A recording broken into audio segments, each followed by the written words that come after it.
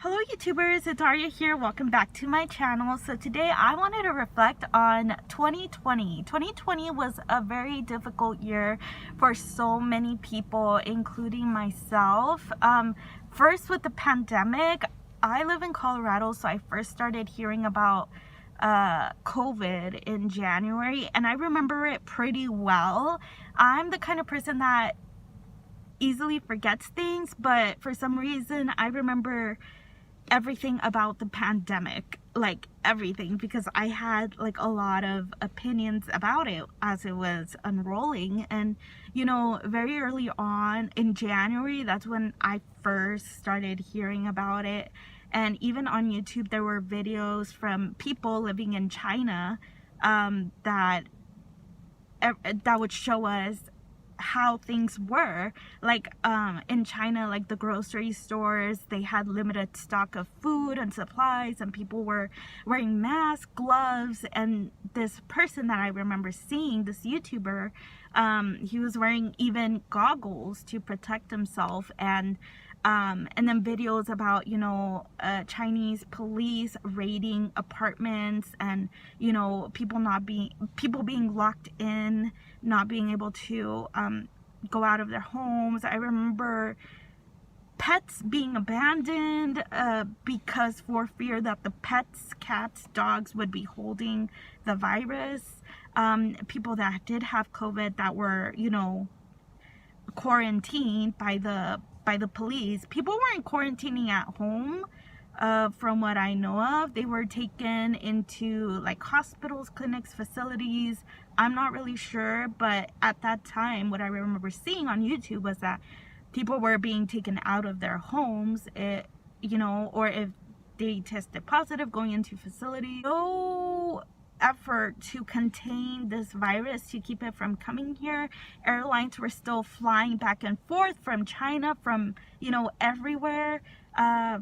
And I remember when an airline going into California from somewhere else, I don't remember what country, but an airline that flew into California, and passengers got COVID from that. Like, it was, I think, 5 that we know of. And from then on I knew like this was going to spread. And my thoughts at that moment were, airlines need to stop flying into other countries for now. Like, this is like an emergency. Things need to be shut down and regulated more heavily. But at the time, nothing was being done. All the month of January, like, nothing was being done. And yeah. And so I knew it was only a matter of time that this virus was gonna be in Colorado. First COVID case. And at that time, even at the time, I was already wearing like my mask to go into this grocery store to buy things. Even though I did feel weird, and it just kind of blew up. Like, I remember stocking up on like Lysol wipes, disinfectant wipes, Lysol sprays that I bought from Home Depot.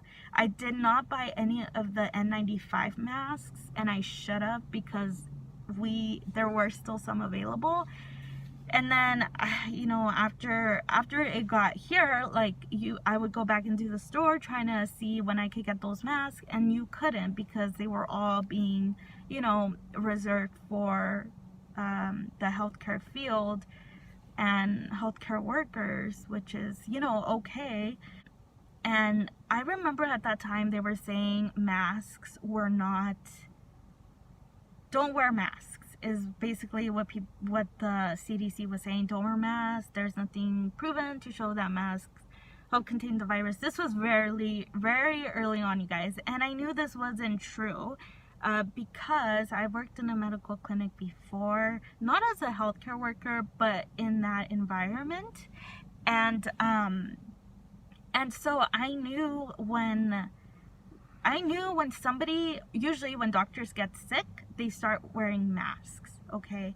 They start wearing masks before going into a room when a patient has some kind of contagious thing going on, they wear a mask. They wear a surgical mask. So I knew it wasn't, I don't want to say a lie, but I don't really know what other way to say it, but I knew it wasn't full honesty when they said that masks didn't stop, you know,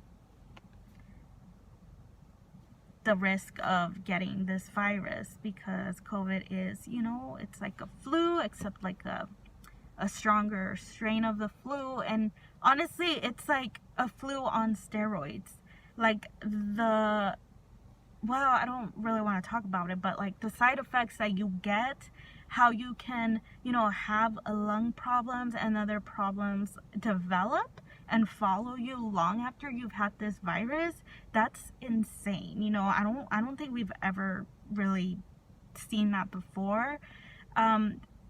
So yeah, but early on I knew that that was a lie, that people should be wearing masks, because I saw it where I worked. I saw it, you know, at the clinic where I worked. So yeah, I had reservations about that. And then like a couple weeks later, the CDC came out, okay, we should wear masks. We should wear a surgical mask, cloth mask, make your mask at home, and to contain this thing. And you know, I think it was in March, April, May, maybe 3 months here of being locked down entirely, where restaurants were closed, bars were closed.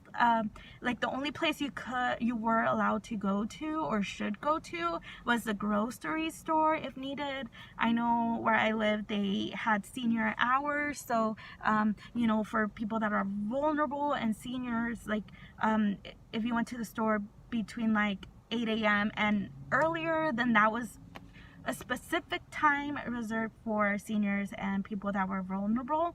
I know pickup for groceries became free, and it still is free, and that's usually what I do. I just order pickup and then somebody loads my groceries in the car. And yeah, and then now where I live, we have different levels of, you know, lockdown. So now we're in a yellow level. I don't really, I have to like research all of this, because I don't know. We were in red before, and I think purple is like the worst level, like complete lockdown, shutdown. But anyways, yeah, so now restaurants are open. It's just that they need to operate at like low capacity, like half the capacity, and we have like social distancing of 6 feet is needed. But you guys, anyways, I kind of got off topic here, but yeah, so I just remember a lot of the pandemic. A lot of people in businesses like grocery stores, well, maybe, I don't know, but a lot of restaurants, you know, people lost their jobs during this time. Many small businesses having a hard time. And I know the government passed the CARES Act, where, you know, healthcare organizations and small businesses could apply for that additional assistance.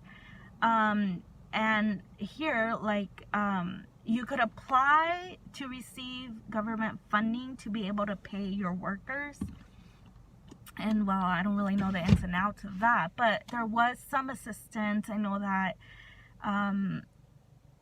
like evictions were stopped. Comcast, well, like energy, like Comcast Excel, they were waiving late fees, and some like banks were giving extended grace periods for paying mortgages without any fees.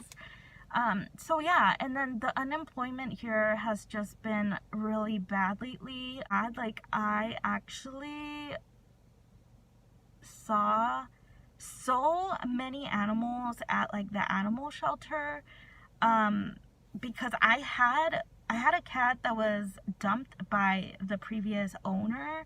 I mean, the renters that lived right across from me, they left one of the cats. He was just dumped there. So I contacted a shelter, borrowed a trap, and trapped him and took him to the shelter, you know, because it was winter. But like when I went there, like online, you guys could see so many pets posted, so many lost animals, so many surrenders that I've never seen before. It was such a problem, and it's just like so many hardships, a lot of people losing their jobs, and yeah, it's just a really hard, stressful time with the pandemic. And yeah, now it's a little bit better because more people are out and about. Like, a lot of people used to come to the parks, but not anymore. Now, like, you can go do other things, like go to restaurants, and or people will probably go to the mountains and hike. But at the time, like, when we were locked down, everything was just shut down, and like people would just come to the park. In fact, that was encouraged because, you know, it was safer to be outside rather than in an enclosed space. So yeah. So guys, that is my reflection about the pandemic. Some of my reflection about the pandemic.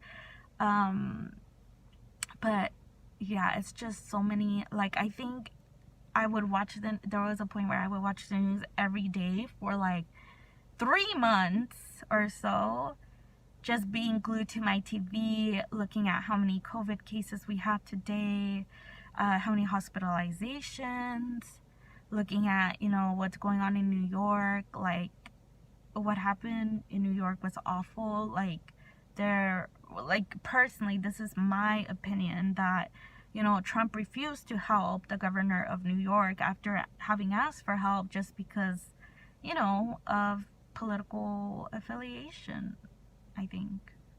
You know, that's how I feel. It was really, really sad. You know, I know that in New York things were, and they probably still are, like, really, really bad. And I think now we're flattening the curve again. And we haven't had to use, like, the emergency, I don't know what to call them, the emergency facilities that were created to deal with the overflow of patients.